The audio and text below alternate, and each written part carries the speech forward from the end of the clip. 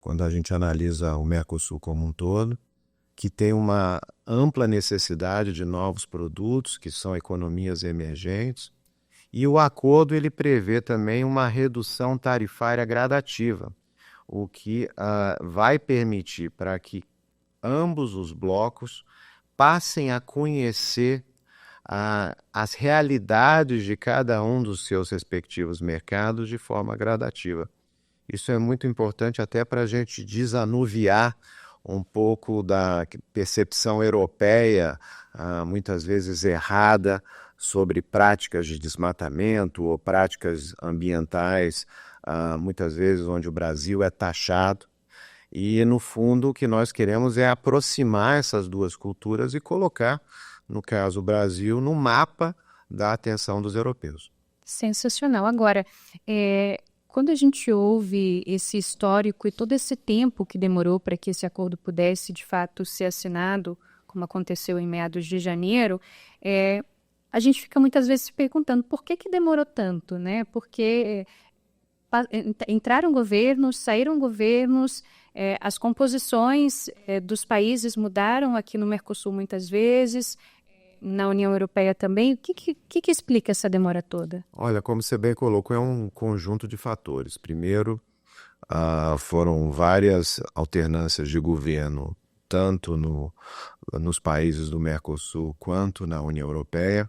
Existe, desde o início, uma resistência de determinados países europeus, como foi o caso da França, sobretudo de segmentos como é o setor do agro, como é bem conhecido, porque o setor industrial francês foi amplamente defensor do acordo. Não é interessante isso. E do lado do Mercosul também é importante colocar que, pela primeira vez em muito tempo, existe um consenso entre os 4 países sobre a importância do acordo. Apesar das diferenças políticas. Apesar das diferenças políticas e ideológicas. E todos entendem que essa agenda internacional ela tende a ganhar relevância, sobretudo em função dessa mudança desse cenário geopolítico, e o Mercosul precisa correr atrás do tempo perdido e buscar incrementar a sua agenda com novos acordos comerciais. Frederico, o que exatamente a gente tem aqui no Brasil que pode interessar mais e que mais interessa os europeus, e da outra parte, o que do outro lado nos interessa e a gente pode ter esse comércio fomentado, facilitado a partir da vigência desse acordo? Olha, acho que vou começar explicando um pouco do que nós entendemos que sejam os grandes ganhos do acordo. Tá. No nosso entendimento, o acordo ele tem 3 grandes dimensões de ganhos. A primeira é acesso do Brasil e demais países do Mercosul a um mercado de 450 milhões de pessoas da União Europeia. E por que eu estou falando isso? Porque existem diversos países dentro da União Europeia dos quais o Brasil mantém relações comerciais muito pequenas. Então, são sobretudo nesses novos mercados que existe um potencial grande de entrada de produtos industriais brasileiros. Só a título de exemplo, né? Nosso comércio hoje com a Europa gira em torno de mais de 90 bilhões de dólares. Nós exportamos mais ou menos a metade, a Europa também exporta para cá a metade. Mas quando a gente analisa, por exemplo, o nosso comércio com a Polônia, é da ordem de 2,4 bilhões, é exportação e importação. Quando a gente analisa o nosso comércio com a Grécia, é da ordem de 600 milhões de reais. Bem tímido.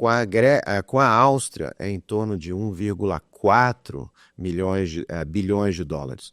Bilhão de dólares. Então, existem grandes potenciais a serem explorados por parte do Brasil, e nós temos, obviamente, áreas que nós acreditamos e temos que são do interesse dos europeus.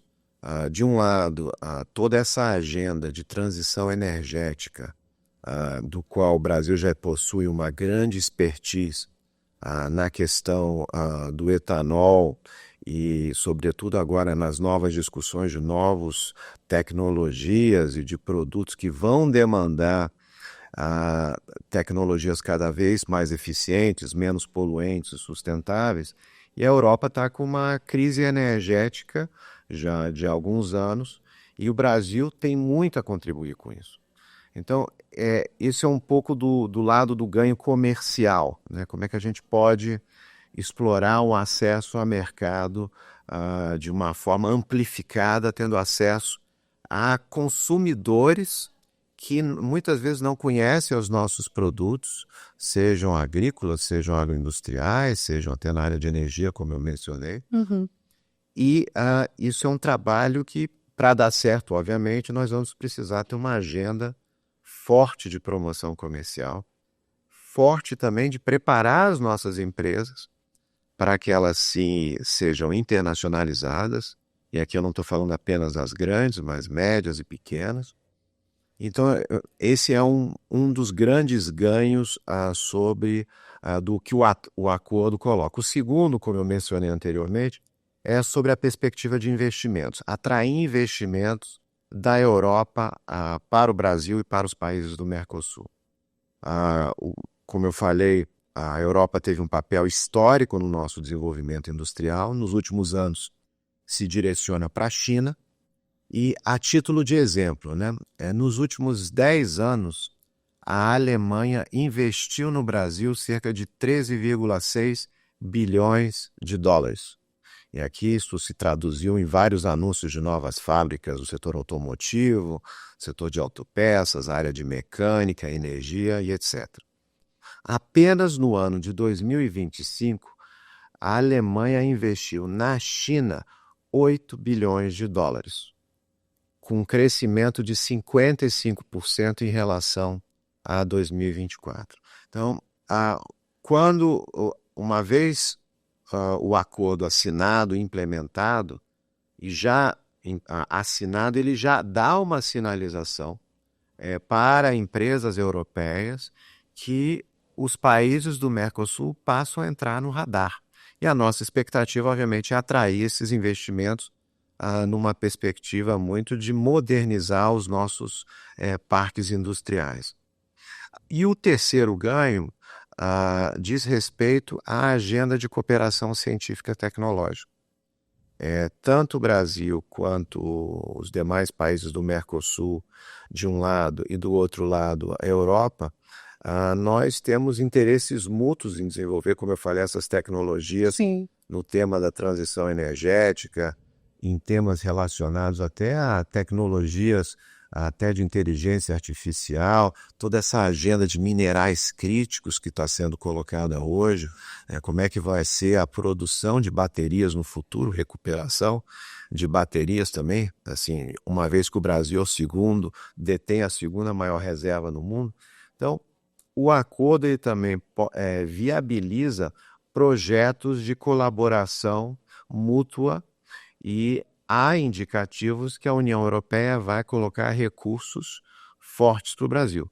Para, novamente, isso dar certo, a gente precisa flexibilizar o nosso sistema de ciência, tecnologia e inovação, a gente precisa abrir a cultura das universidades e dos nossos centros de pesquisa para se internacionalizarem, porque a gente vai precisar ter muita flexibilidade para desenvolver projetos de pesquisa, de P&D aplicado, onde você precisa colocar contrapartidas para que os ganhos sejam compartilhados entre os dois lados do bloco.